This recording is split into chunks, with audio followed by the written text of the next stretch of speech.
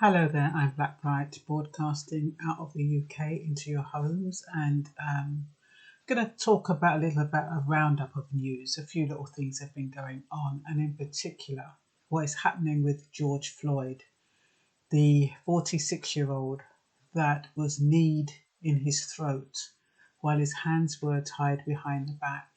How protests have brought about emergency action. So the military is coming out, and Trump is saying where there's looting, there is shooting. And the way Trump deals with matters is really, really provocative. And it's quite sad. It's quite sad that not only has the gentleman who was more or less murdered, you have to say he was murdered by the police officers, they're not bringing the police officer to justice. It doesn't look like, as far as they're concerned. There's no criminal charges being made, and it's really exacerbating the situation. But you know what pees me off? What pees me off is that, number one, it's almost like it's deliberately provocative. It's almost like they've said, oh, what can we do to rile these niggers up? What can we do to get their backs up? We've got all these military on standby. How can we utilise them? Oh, I know. Why don't we kill a black man? And then that's bound to rile them up. That's bound to get their backs up. And then we'll have a good excuse to shoot the lot of them. To me, it sounds very calculating. It sounds not very nice. And you wouldn't want to think that way.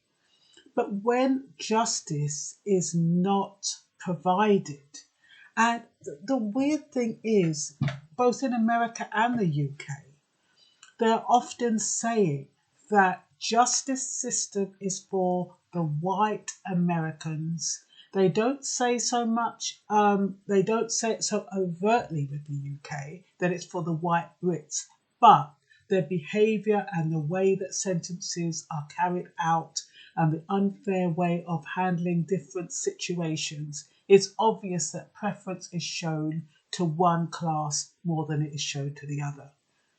So now we have a situation where they're looting and shooting, and of course they shouldn't be doing it, damaging police property. And like I said in an earlier video, what is the purpose? What are you hoping to achieve? Is that how you go about bringing justice for that one police officer? Is that what you think is the answer? I don't see how that can give you the justice that you need. I don't see how. To me, if you'd got everybody together, all those people who are protesting, you all put $10 or $15 together and got a good bloody lawyer, that would get you the justice that you deserve and what you need. Why behave so predictably? I don't understand why people cannot learn. Why they keep playing into the hands of the enemy. Why do they keep doing that? Don't they ever learn? And when you're all dead and maimed, what good are you to your family, to your friends? What good are you? You've got trigger happy people out there. They can't wait to have permission to go outside and shoot at whim. They can't wait. And you see what happens when emotions run high and when people are not rational and when people behave out of anger, frustration, resentment, fear, all of those things. Their common sense goes out of the window and they're not thinking rationally. Is this how George Floyd would want his memory honoured? I don't think so. They called him the peaceful giant, which to me implies he was a peaceful man. And for people to do this in his honour, making it look like they're doing something for him, I think they should have behaved differently. And you see what happens in America. I always say something similar happens in the UK, and I hope it doesn't. I hope the people in Britain I hope the police officers don't go and kill somebody, use excessive force, and then there's no justice, and they'll think, oh, this is the way to get another riot. This is the way we can use up our military, because they've spent millions on bringing the military in. Do you think they want to waste their money? They want to use them. They want to have an excuse to use them. And it's such a shame that people are so predictable. But you've got people who are hungry, who are angry, who are helpless, who are vulnerable, and they're all out there. And then Trump is calling, is bad-mouthing the mayor. I mean, is it really, really necessary? Doesn't he have any professionalism at all? So I just wanted to just comment on that. I did comment on it briefly yesterday, or maybe the day before. Time is just passing with me at the moment. I haven't got any idea what day it is from the next. But anyway, there is some partial good news. The Windrush have paid out almost 363,000 to around 60 people. This is to do with the compensation scheme. Some people have accepted. Those are the people who've accepted the payout, the compensation, but you've still got people who have rejected the compensation, who are seeking more.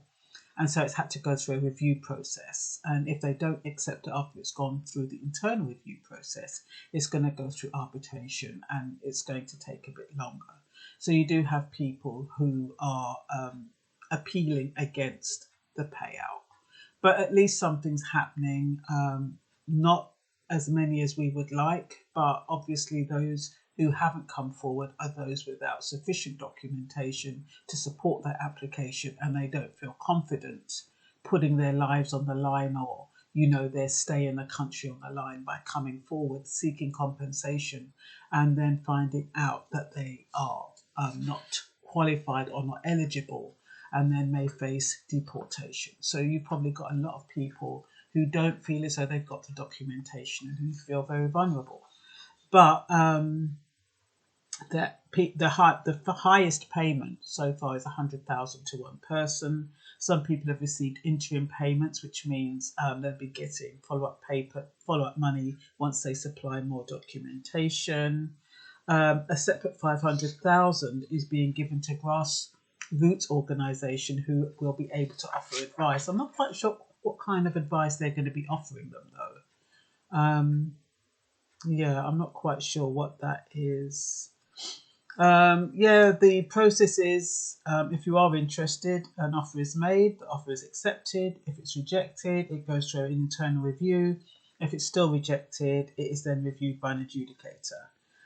The scheme has been extended to the 2nd of April 2023. That's a Windrush compensation scheme, and Windrush applicants are no longer have to prove that they took immediate steps to resolve the situation, only that they've tried to contact the Home Office for a resolution. If you're interested in seeing if you qualify, the telephone number is for the Windrush helpline is 0800 678 1925. And then we've got the DWP. Apparently they've been tampering with figures, trying to avoid paying out disability benefits. They stopped paying. Oh, no, there's two things here.